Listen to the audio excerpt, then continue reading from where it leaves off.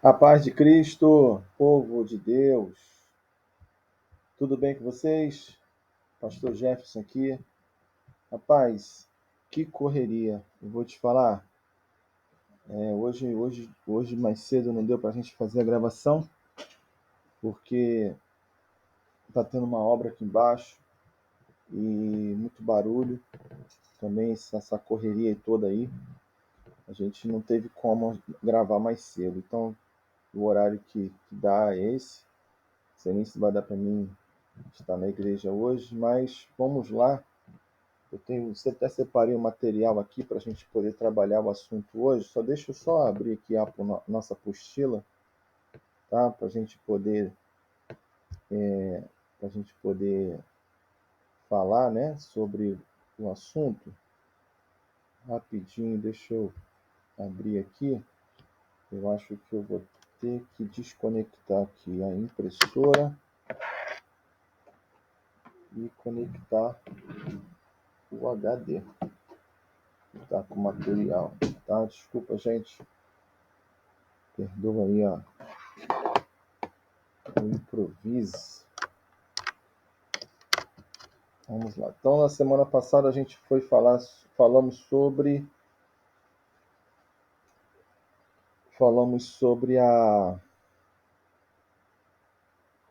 o mundo dos mortos, né? O estado intermediário dos mortos e finalizamos falando sobre a ressurreição, né? Os três tipos de ressurreição.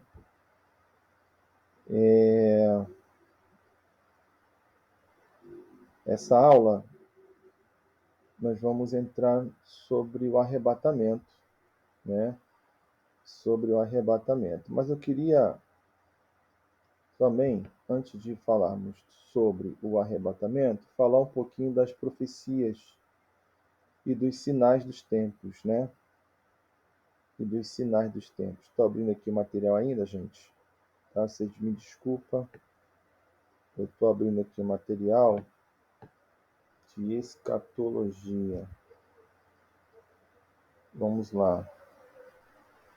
É incrível porque eu esperei o silêncio, né? Para a gente poder gravar.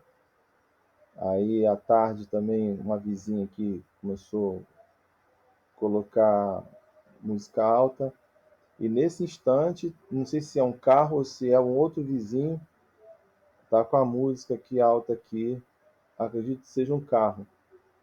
Mas aí vamos lá, vamos prosseguir, né? Vamos tocar o barco aqui.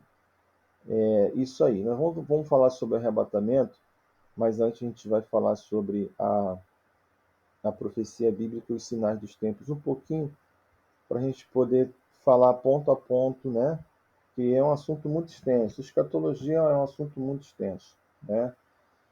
Então vamos lá, fazer menção do texto bíblico, você vai já se posicionando e colocando no texto bíblico de Daniel, capítulo 9. Daniel, capítulo de número 9, versículo de número 24. Tá? Daniel 9, versículo de número 24. Deixa eu abrir aqui também um programa que eu tenho de computador. Eu já faço aqui a leitura do texto, tá? Você já vai abrindo aí sua Bíblia e vai posicionando aí na referência, tá bom? Daniel, capítulo de número 9, versículo de número 24. Tá? Nesse primeiro ponto, quero falar sobre profecias, né, e sinais dos tempos. Ok? Beleza, abriu aqui, vamos lá. Daniel, capítulo 9, versículo de número 24. Beleza, diz assim, vamos lá. 70 semanas estão determinadas sobre o teu povo e sobre a tua santa cidade, para fazer cessar a transgressão, para dar fim aos pecados, para expiar a iniquidade, para trazer a justiça eterna, para selar a visão e a profecia e para ungir o Santo dos Santos. Sabe e entende, desde a saída da ordem para restaurar e para edificar Jerusalém até ao ungido ao príncipe, 7 semanas, e 62 semanas as praças e as circunvalações se reedificarão, mas em tempos angustiosos. Depois das 62 semanas será morto o ungido e já não estará, e o povo de um príncipe que há de vir destruirá a cidade e o santuário, e o seu fim será num dilúvio, e até ao fim haverá guerra, desolações são determinadas. Ele fará firme aliança com muitos por 1 semana, na metade da semana, fará cessar o sacrifício e a oferta de manjares. Sobre a asa das abominações virá o assolador, até que a destruição que está determinada se derrame sobre ele. Amém? Oremos. Pai, em Cristo, louvamos o teu nome, agradecemos a ti pela oportunidade de poder nesta noite fazer menção da tua santa palavra. Pedimos a tua graça, a tua luz sobre nós, e seja o teu nome glorificado, pois iremos tratar assuntos acerca dos sinais e do fim dos tempos. Pedimos a ti, ó Espírito Santo, a tua presença. Vem sobre nós, seja o Senhor glorificado e testifica de Cristo. É isto que eu te peço em nome de Jesus. Amém.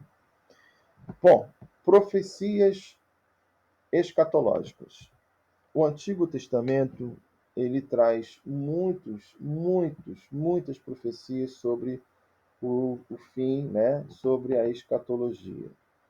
Agora, a principal delas, né? Certamente o que chama mais atenção é o texto de Daniel. Tanto o capítulo 9, mas também o capítulo 7, capítulo 8, trata sobre assuntos proféticos inerentes a tanto um período que já passou e ao período que ainda há de vir. Né? Nem tudo o que aconteceu. Outros livros do Antigo Testamento que é muito interessante aplicarmos dentro da escatologia é o livro de Sofonias, é o livro de Zacarias, texto, o texto, por exemplo, do texto do profeta Joel, né? São textos muito interessantes que vão, de maneira bem diretiva, tratar do assunto escatológico. Tá? Mas, resumindo aqui, né, a gente não tem como fazer uma contextualização de todos os livros. Tem livro de Ezequiel, que é chamado do livro das revelações do Antigo Testamento, porque, como modo, ele trata também de assuntos de cunho futurístico para o povo de Israel. Né? O texto de Ezequiel 37, o Vale dos Ossos Secos, é futurístico. Né? Ele não se enquadra dentro de um contexto histórico. Ainda não aconteceu ainda a restauração de Israel, dentro de um âmbito pleno, como o texto de Ezequiel 37 vai afirmar, e Joel capítulo 2, a partir do versículo 28. Quer dizer, a promessa, principalmente a promessa de salvação, ela é ampla, certo? Ela é ampla, mas especificamente a Israel isso ainda não aconteceu, né? Então vamos lá, vamos correr, que o assunto é muito extenso e a gente precisa abordar esses pontos para que a gente possa avançar, né? Vamos lá. Em relação ao livro de Daniel, ele tem essa revelação justamente no momento em que ele está reservado em intercessão por Jerusalém, por Israel. Né? Todos nós somos sabedores que se trata do momento do cativeiro, Daniel está na Babilônia, e nesse momento Deus traz a ele algumas revelações. Primeiro ponto, o que são semanas de anos? Né? Da onde vem esse termo? Semana de anos é um termo que tem como referência o ano do jubileu, baseado no texto de Levítico, capítulo 25, versículo de número 8, vai trazer a ideia sobre a contagem dos anos para o ano do jubileu. O que é o ano do jubileu? Resumindo, é o ano do perdão, é o ano da purificação e aonde o devedor tem a sua dívida perdoada, aonde o devedor, né, tem sua dívida perdoada, o escravo ele passa a ser livre, né? Então o ano do jubileu tem toda uma referência de liberdade, de, de uma condição de liberdade. Quem era escravo agora é livre. O ano do jubileu. E essa contagem, segundo o texto nos afirma, se dá por semanas de anos, né? Então, uma semana equivale a 7 anos, né? Se tratando de 7 semanas, equivale, consequentemente, a 49 anos. 7 vezes 7, 49. Estou dando um exemplo aqui. Então, simbolicamente, a contagem da profecia de Daniel, no capítulo 9, se dá através de semanas e semanas de anos, né? Então, a contagem desse relógio escatológico, ele começa a partir do momento da liberação do povo de Israel de reconstrução do templo, no caso, da cidade e dos muros, né? Então, o período de reconstrução do templo e também a reconstrução da cidade, ela tem uma duração de, segundo o texto, de 49 anos. Então, com 49 anos, quer dizer, desde da liberação do povo de voltar para a cidade de Jerusalém para a reconstrução, até o final da reforma, né, da reconstrução, 45 anos, que corresponde justamente às 7 semanas iniciais. Tá?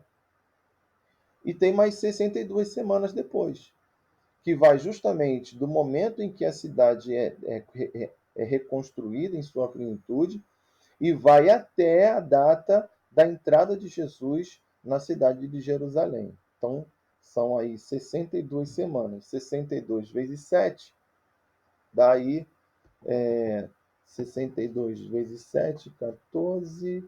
7 vezes 6, 42, 434 anos.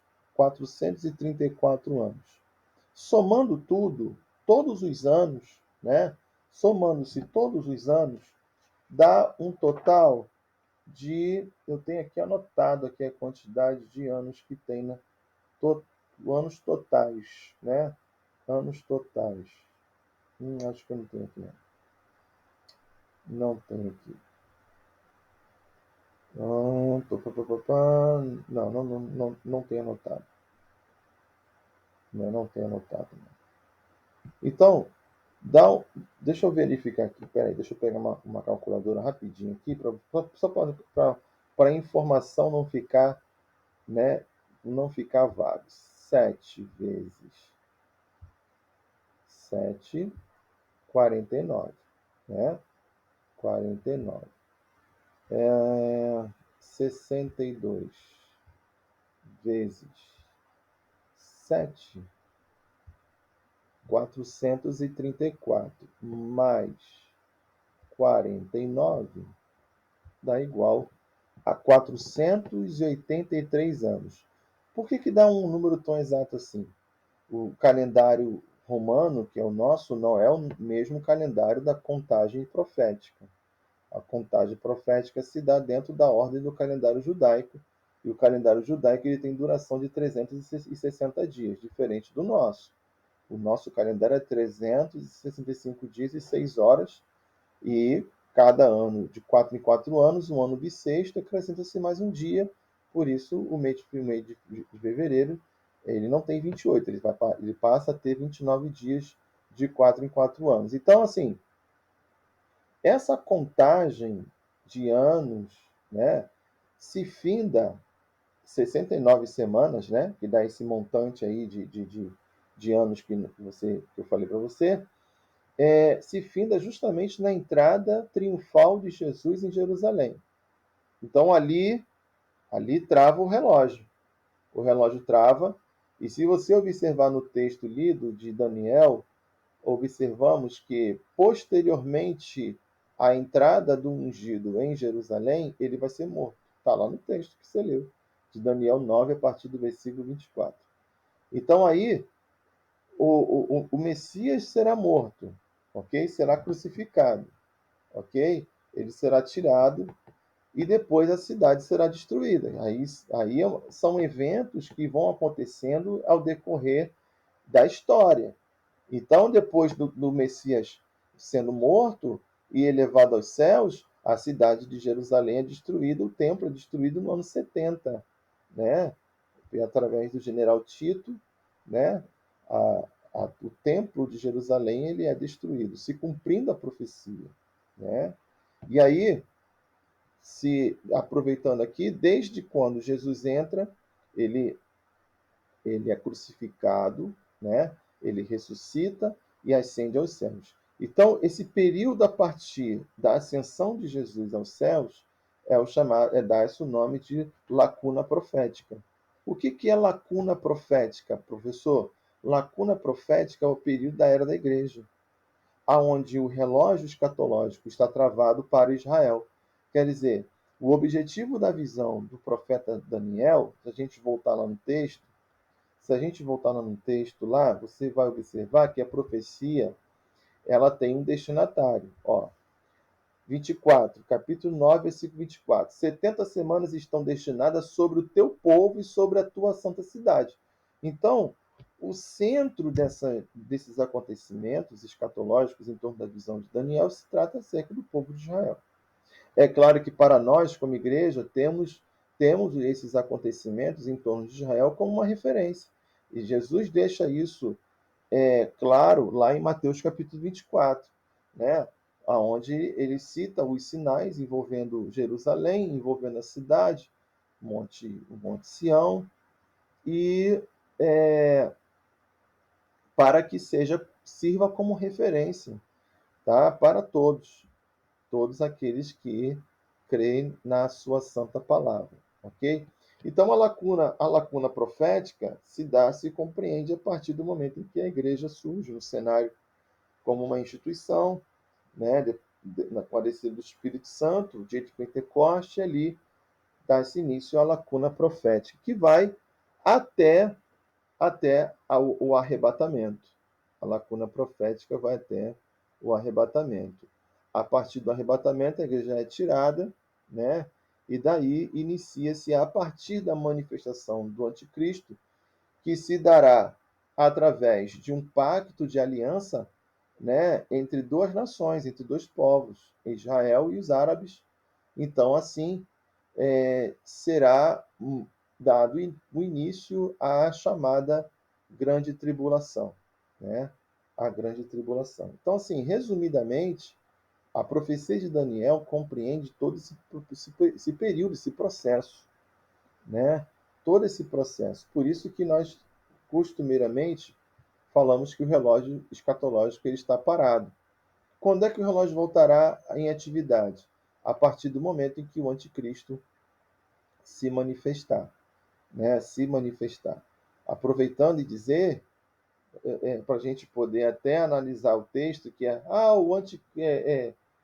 o Espírito Santo vai ser tirado.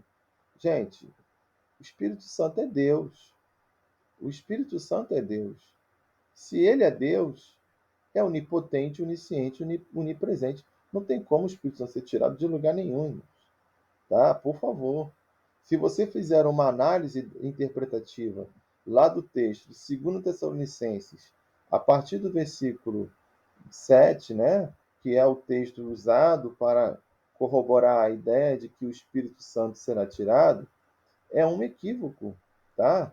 2 Tessalonicenses, capítulo de número 2, né, que diz assim, versículo 7, com efeito, o mistério da iniquidade já opera e aguarda somente que seja afastado aquele que agora o detém. Então vamos lá. Vamos compreender aqui de maneira bem sensata, tá? Quem é que será afastado? Quem é que será afastado? Vamos lá. Essa palavra aqui, afastado, na realidade, é uma forma de transliteração, tá? É uma forma de transliteração. Observando o texto em seu escopo original, vamos a palavra é ginomai, né? Ginomai no grego, né? A palavra afastado, ok? Essa palavra, na realidade, ela tem um significado em sua variante. Ela não significa realmente assim afastar de alguém. Na verdade, ela tem um significado na variante grega que significa erguer-se, aparecer, surgir ou se afastar do anonimato, né? Então, ela tem um sentido em sua variante grega de vir à existência, começar a ser, receber a vida, né? A palavra ginomai é a palavra, ou ginomai, né? Ginomai é a palavra que dá sentido ao termo afastado, no grego, tá? Lembrando que o Novo Testamento foi escrito em grego. Então, para que venhamos a fazer uma análise interpretativa, no Novo Testamento temos que fazer uma pesquisa do grego, né? E essa palavra afastado, né, ginomai, ela tem o sentido de vir a aparecer, receber vida, existência, né? Erguer-se, surgir na história, aparecer no cenário, enfim. Então, esse é o sentido semântico da palavra ginomai, tá? Ginomai. Então, assim, ora, se o sentido da palavra, do verbo ginomai é aparecer, então o Espírito Santo, se realmente fala, se o versículo está falando do Espírito Santo, então, na realidade, o Espírito Santo vai aparecer, o Espírito Santo vai surgir. Ora, se ele vai surgir, então ele estava escondido? Não, gente. Então não é o Espírito Santo. Então, se você observar, quem é então que surge no cenário? É o anticristo, né? É o anticristo. É claro que esse personagem que será tirado do meio, e a tradução ao meio da revista corrigida é a mais adequada, por quê? Porque o anticristo vai sair do meio da multidão. Ele vai surgir do meio da população do mundo, né? E isso fará notório a partir do momento em que ele irá mediar um acordo de paz entre os judeus e os árabes, né? Com efeito, o mistério da iniquidade já opera e aguarda somente que seja afastado aquele que o detém. Quer dizer, aquele somente que seja afastado, ginomai, quer dizer, aquele que vai vir, aquele que vai surgir, aquele que vai ser levantado, né? Aquele que agora o detém. Detém o que, irmãos? Detém o quê? O que o anticristo detém? Detém o quê? O anticristo detém o mistério da iniquidade, gente.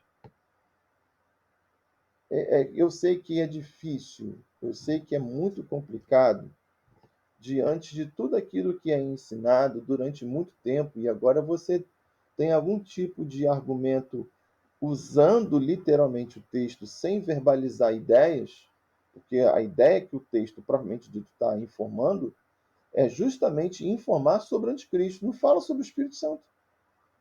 Não fala sobre o Espírito Santo. E o termo deter não é no sentido de reter alguém, é de reter a natureza da iniquidade. Ora, o anticristo ele detém sobre si a iniquidade, o pecado, a iniquidade, enfim, a blasfêmia contra Deus. Então, eu sei que é complicado a gente entender, depois de tantas explicações, que se refira esse texto, se refira ao Espírito Santo, mas na verdade, não. Se você ler o contexto a partir do versículo de número 4, ele começa a falar sobre o anticristo. Tá? Então, desculpa se, né, decepcionei, mas não fala sobre o Espírito Santo. Agora, é claro que a maioria dos estudiosos e intérpretes interpreta como se fosse o Espírito Santo, e que, como se o texto estivesse descrevendo que o Espírito Santo estivesse impedindo que o anticristo venha.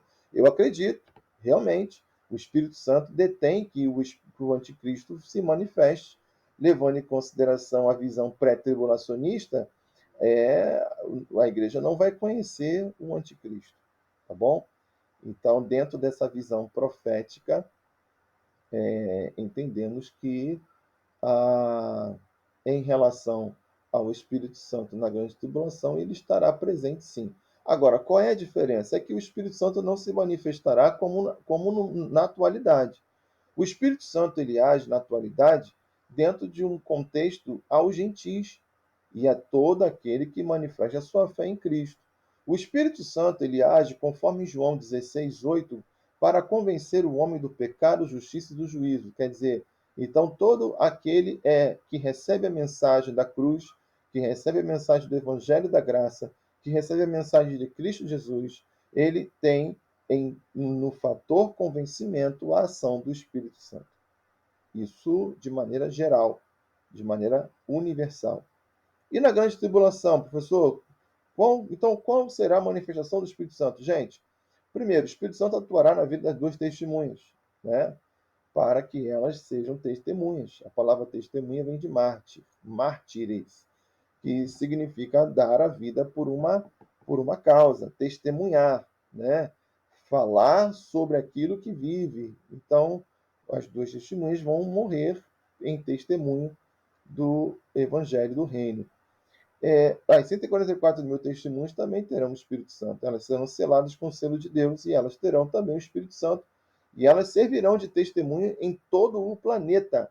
Então, essas pessoas, as 144 mil, serão certamente perseguidas, porque elas vão promover a pregação do Evangelho do Reino, né? Lembrando que pregação do Evangelho do Reino, talvez eu repita sobre esse mesmo assunto mais à frente, não nessa aula, mas em outras aulas, o que determina a pregação do Evangelho do Reino? O Evangelho do Reino, o segundo livro de Mateus, capítulo 24, versículo de número 14, quando Jesus diz, e quando este Evangelho do Reino for pregado a todo mundo, aí será o fim. Então, assim, o que é o Evangelho do Reino? O Evangelho do Reino, irmãos, é o Evangelho pleno no que corresponde a Deus, a Cristo e ao Espírito Santo. O Evangelho do Reino não é só favor, não é só graça. O Evangelho do Reino é juízo. Então, nós pregamos hoje o Evangelho da Graça, que é o Evangelho do Reino. É um aspecto do Evangelho do Reino. Nós pregamos graça. Nós pregamos favor de Deus em Cristo Jesus. Nós pregamos os benefícios que Paulo diz de beneplácito da graça. Então, nós pregamos a graça, o favor, porém, não é a totalidade do Evangelho do Reino. O Evangelho do Reino não é só favor. O Evangelho do Reino também é justiça e juízo, né? Jesus mesmo disse lá em Mateus 23, que aspectos do reino correspondem a fé, amor e justiça. Então, justiça está inserida dentro do contexto do reino. E sendo assim, o que vai definir o conteúdo da mensagem no período tribulacional será justiça e juízo. Será o juízo derramado, é o período da ira de Deus. E é um tipo de mensagem que o mundo não conhece, porque o mundo não entende o que é ser advertido, do que é ser, o que podemos dizer, açoitado por Deus. Israel já conhece. Israel conhece a mão de Deus. Historicamente, Israel conhece o peso da mão de Deus e o teor dessa mensagem será reconhecida pelos judeus. Deixa para mais para frente para a gente falar sobre esse período tribulacional. A gente vai entrar mais a fundo acerca da mensagem que será pregada. Sinais dos tempos. Sinais dos tempos. Vamos lá. Sinais dos tempos sempre aconteceram. Sempre aconteceu terremotos, sempre aconteceu processos de cunho endêmico, né? Enfermidades. Sempre houve isso. Sempre aconteceu guerras, sempre aconteceram problemas de cunho social, pobreza, fome, sempre, desde que o homem se tornou pecador, esses elementos sempre fizeram parte do contexto da humanidade. Agora, fato é que existe uma revelação de Deus em relação ao seu propósito. Quer dizer, desde o momento que, em Gênesis capítulo 3, versículo 15, Deus trouxe a promessa daqui da semente da mulher, virá um que pisará a cabeça da serpente, e essa promessa, ela teve o seu embrião no Éden, né? O embrião profético se deu no Éden, que de maneira gradativa e de maneira progressiva, essa revelação do Salvador, ela foi tomando uma forma mais evidente e mais clara. É claro que essa clareza, ela não se deu dentro de uma ordem plena, né? Isso se deu ao decorrer da história da humanidade, ok? Então, sempre quando Deus vai falar, é por isso que nós entendemos de maneira dispensacional a forma de Deus se revelar. Então, dentro da dispensação da consciência, Deus já revela o advento do Salvador. Na dispensação do governo humano, já tem uma outra forma de linguagem aí, né?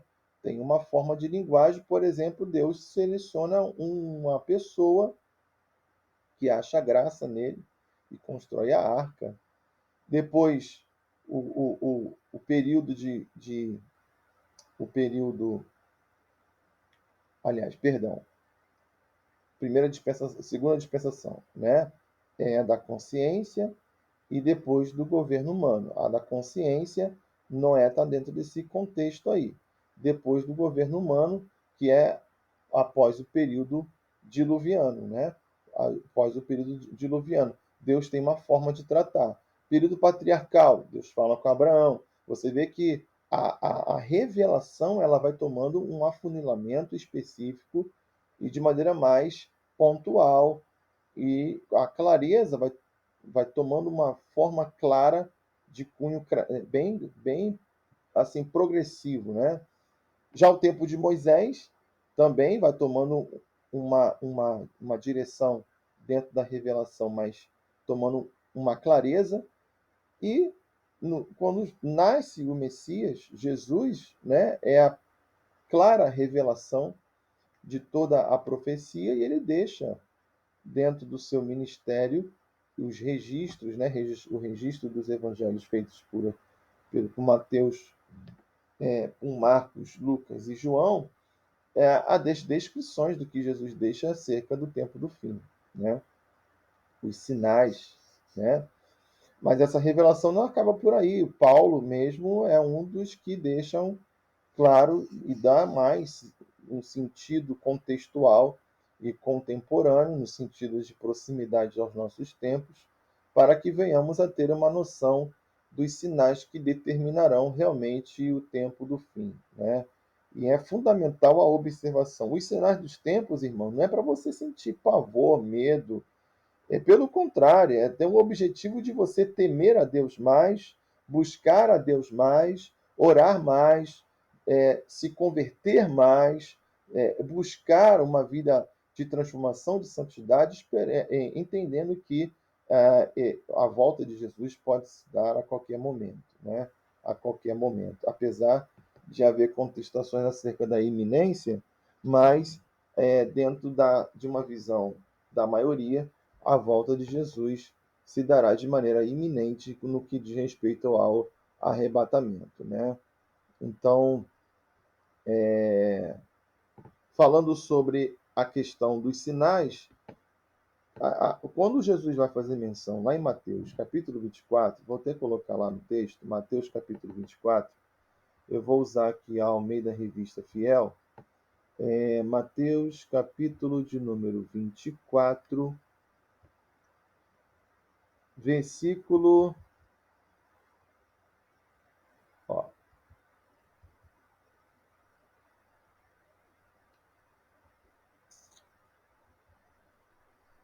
Versículo de número 5. Porque muitos virão em meu nome, dizendo, eu sou Cristo, e enganarão a muitos. E ouvireis de guerras e rumores de guerras, olhai e não vos assusteis, porque é mister que isso tudo aconteça, mas ainda não é o fim. Porquanto se levantará nação contra nação, reino contra reino, e haverá fomes, pestes, terremotos em vários lugares. Né? Tem gente que, quando fala desse assunto, já fica logo alvoroçado, assustado. Né? Na verdade, não é motivo para isso. É motivo de realmente buscar mais.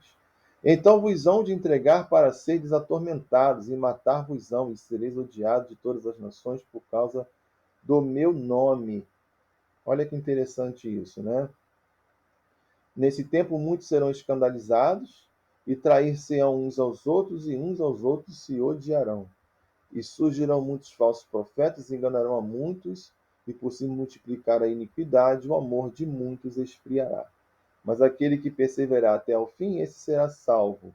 E este evangelho do reino será pregado em todo o mundo, em testemunho a todas as nações, e então virá o fim. Né?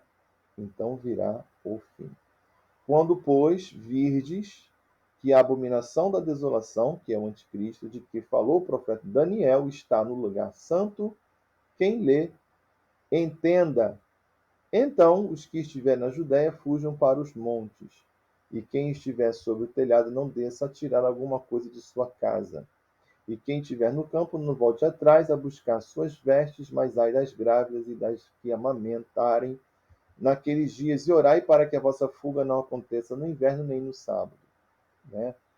Porque haverá então grande aflição, como nunca houve desde o princípio do mundo até agora, nem tampouco há de haver. Gente, assim, esse texto é polêmico demais, tá? Este texto é polêmico demais. É polêmico porque o capítulo 24 de Mateus nem sempre é interpretado adequadamente, né? Então, existe um grande fator de interpretação que é o contexto. Eu não posso interpretar um versículo e aplicar uma doutrina, por mais que tenha sido Jesus que tenha dito, eu não posso interpretar uma doutrina de maneira a um versículo isolado. Eu tenho que fazer uma observação em seu contexto. Né? Então, até convido você a ler novamente, aí em casa, os versículos do capítulo 24 e do capítulo 25. Tá? Você não vai encontrar em momento algum Jesus falando de igreja. Jesus vai tratar falando sobre Israel. Tá? E diante desses fatos que Jesus está ali relatando, ele manda fugir para os montes. Que quem estiver na Judéia, fuja para os montes. Quer dizer, ele está geograficamente se referindo a um povo específico, que são os judeus. Quando ele diz que ou para orar, para que a fuga não ocorra nem no inverno e nem no Shabat, que é o sábado, na verdade isso é representativo, não é literal. Jesus ele está fazendo menção para o povo de Israel para que, primeiro, a fuga não aconteça no inverno, porque no inverno não tem comida. No inverno não tem comida. E por que não fugir no sábado? Porque no sábado é o Shabat, não tem trabalho. Então, assim, Jesus pede para o povo pedir para que a fuga não aconteça nesses tempos, né, de Shabat e de inverno, porque são tempos trabalhosos, são tempos dolorosos, são tempos de sofrimento. Jesus está usando os termos inverno e Shabat se referindo justamente à dificuldade. Tanto que no contexto ele vai se referir às grávidas, ai das que estiverem grávidas e amamentando. Na verdade, Jesus não está dizendo que os bebês serão arrebatados no ventre das mães, nada disso, irmãos. Jesus, na verdade, ele está falando que serão tempos tão difíceis que será difícil ter filhos, será difícil ter uma infraestrutura, será difícil ter uma condição social que venha a ser favorável para uma condição de saúde pública, né? Vai ser vai ter uma crise geral, que vai determinar a dificuldade de se viver nessa época, né? Então, assim, isso interpretando o texto de maneira bem sensata, de maneira bem precisa, sem criar suposições, tá? Criar interpretações de cunho pessoal, nada disso. Não tem pessoalidade aqui. Na verdade, o capítulo 24, que Jesus faz menção, ele se utiliza sempre do contexto de Israel e, portanto, a mensagem é para Israel. E para isso eu vou desprezar, então, Mateus 24, de forma alguma, porque é justamente esses sinais que Jesus faz menção que vai determinar que para a igreja haja uma evidência da proximidade do tempo do arrebatamento da igreja, né? Do arrebatamento da igreja. Em relação ao arrebatamento, eu quero tocar, acho que já é o terceiro ponto que eu falo da aula, né? Começamos falando da profecia de Daniel, né? Depois passamos para os sinais dos tempos, não é isso? Os sinais dos tempos. E lembrando que sinais dos tempos não tem nada a ver com os sete selos, sete trombetas e sete taças. Esses eventos, dentro do contexto tribulacional, não são sinais dos tempos. Sinais dos tempos são os acontecimentos que estamos vendo, por exemplo, esses últimos tempos aí, né? As catástrofes naturais que estão acontecendo, as guerras, rumores de guerras, as crises de cunho mundial, crise econômica, né? É, o enfraquecimento religioso até dentro da própria igreja, que é a própria apostasia, né? Vem enfraquecendo as figuras da religiosidade, e isso tudo são fatores que favorecem o advento do anticristo, entendendo que o seu espírito já atua no planeta, né? Tentando de alguma forma criar um sistema político social favorável para a manifestação do anticristo, né?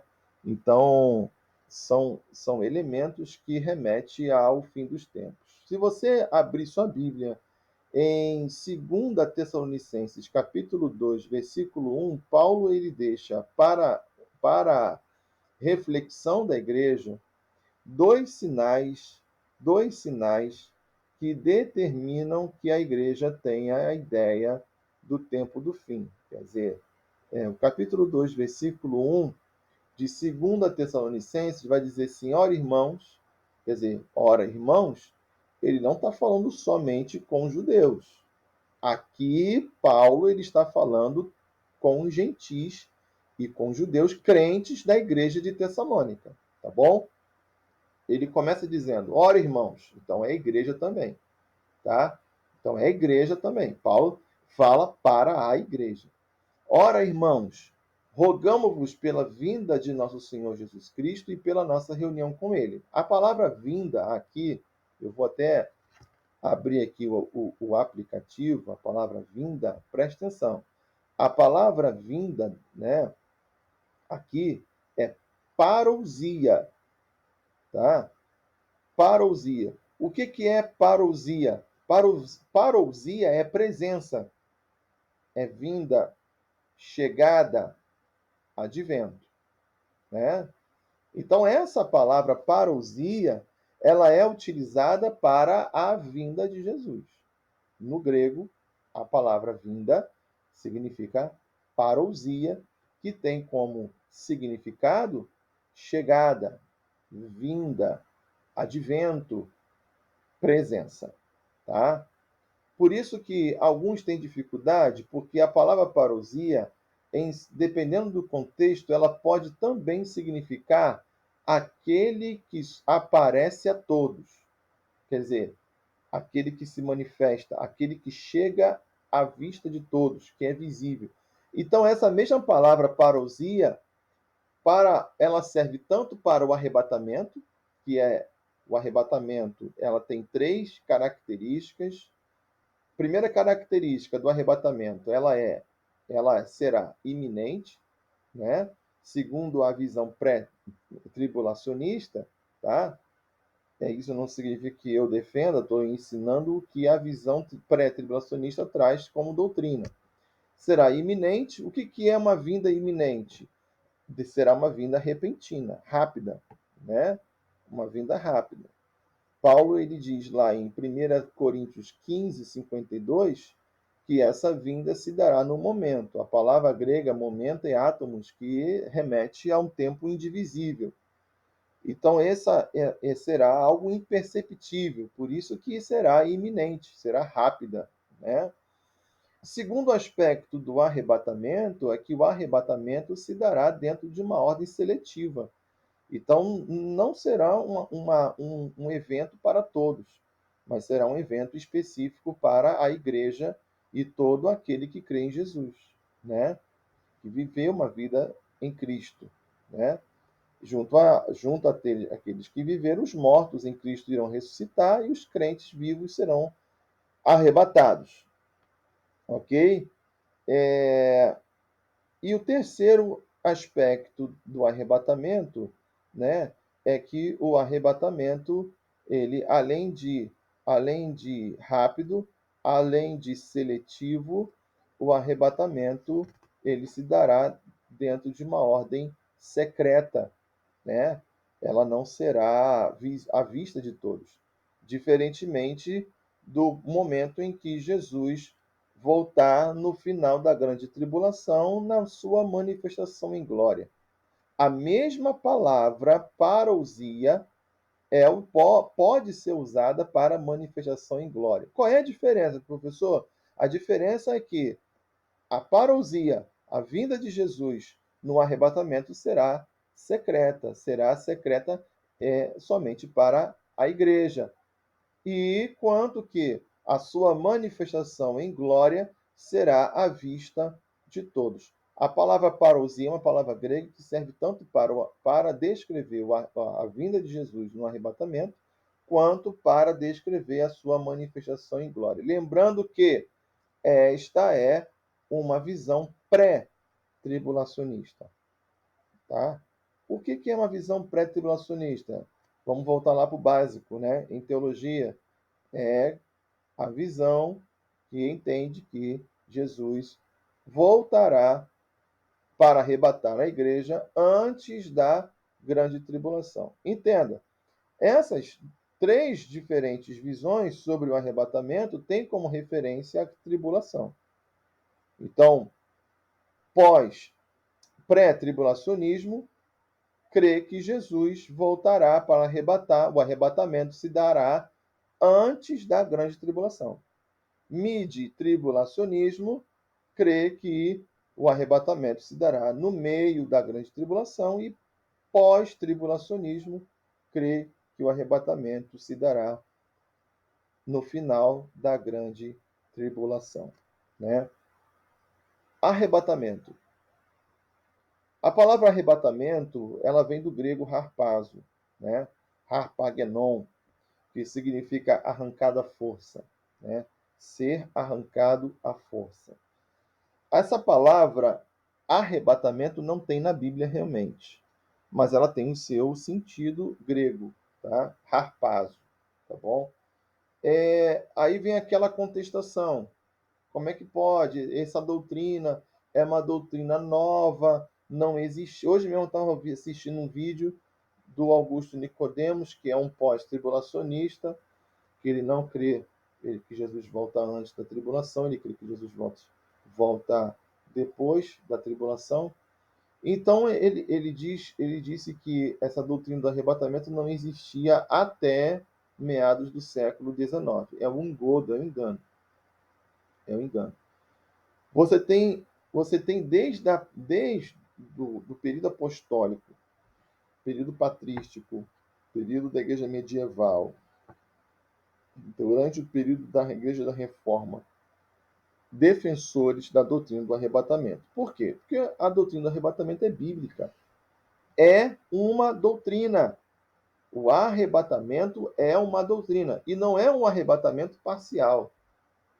Porque os pós-tribulacionistas que eles creem que o arrebatamento se dará no final da grande tribulação, eles creem que o arrebatamento, mesmo assim, se dará dentro de uma ordem parcial. Eles não creem que a igreja vai para o céu. Gente, pelo amor de Deus. É claro que a igreja vai para o céu.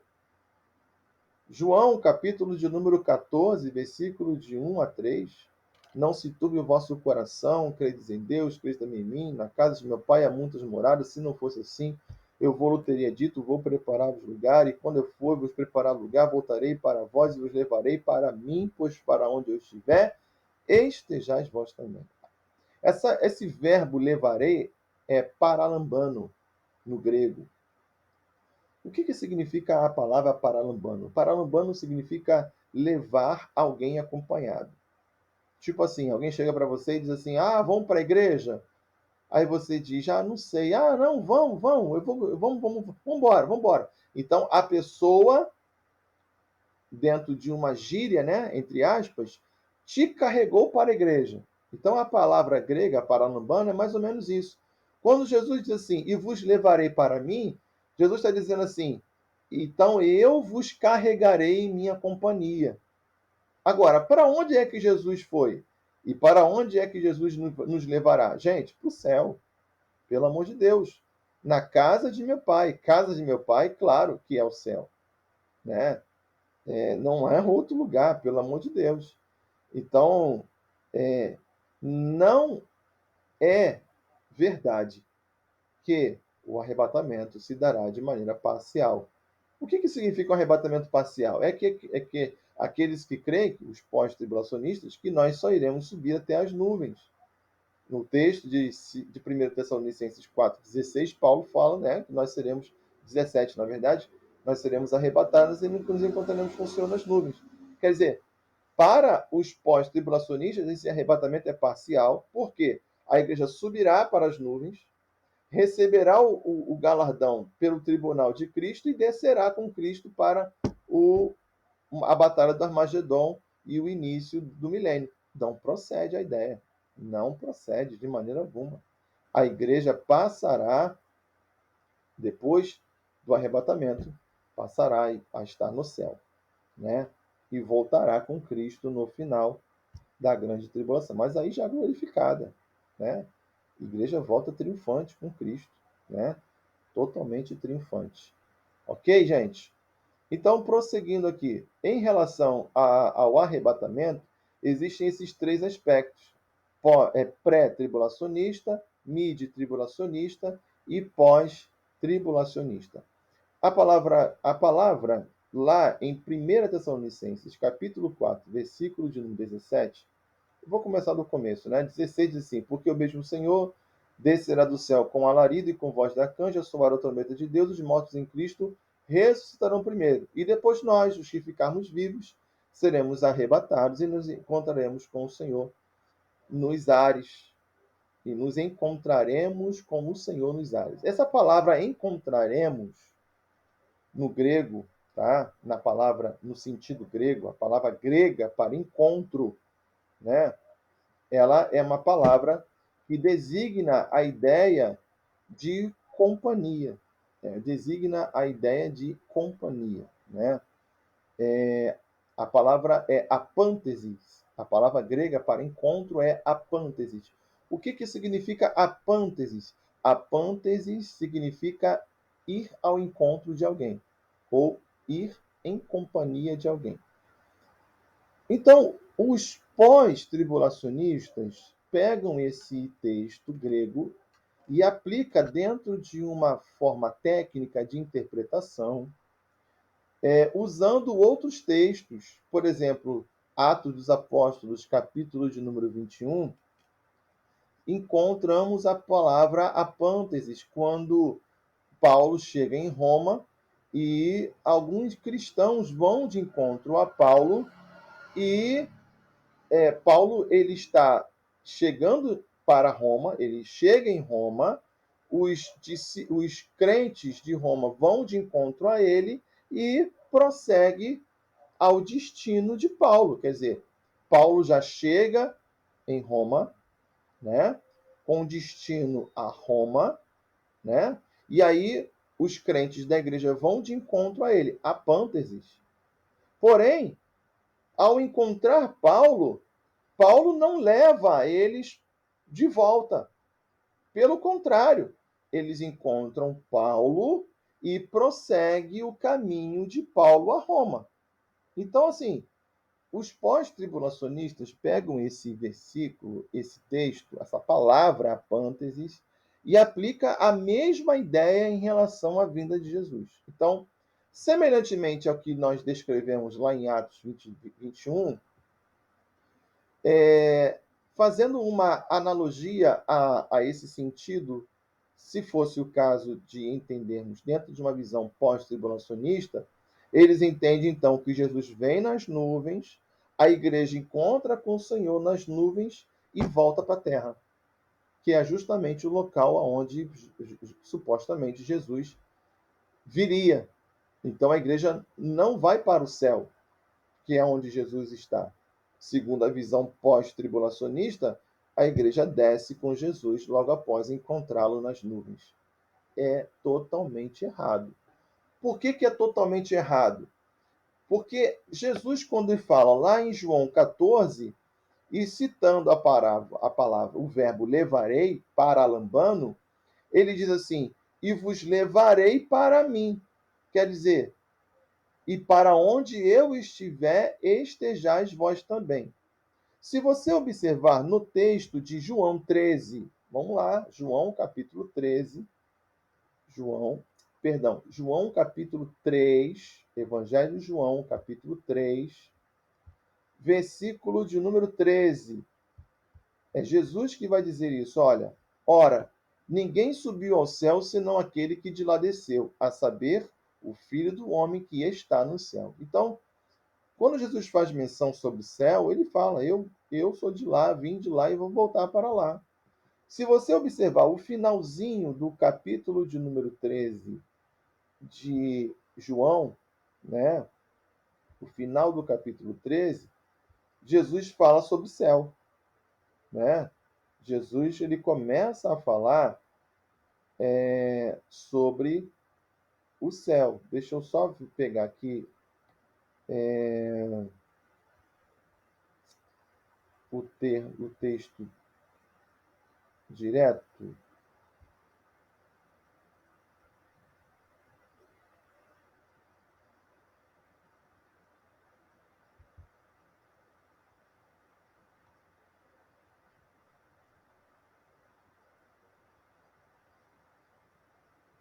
Vamos lá. Capítulo 13.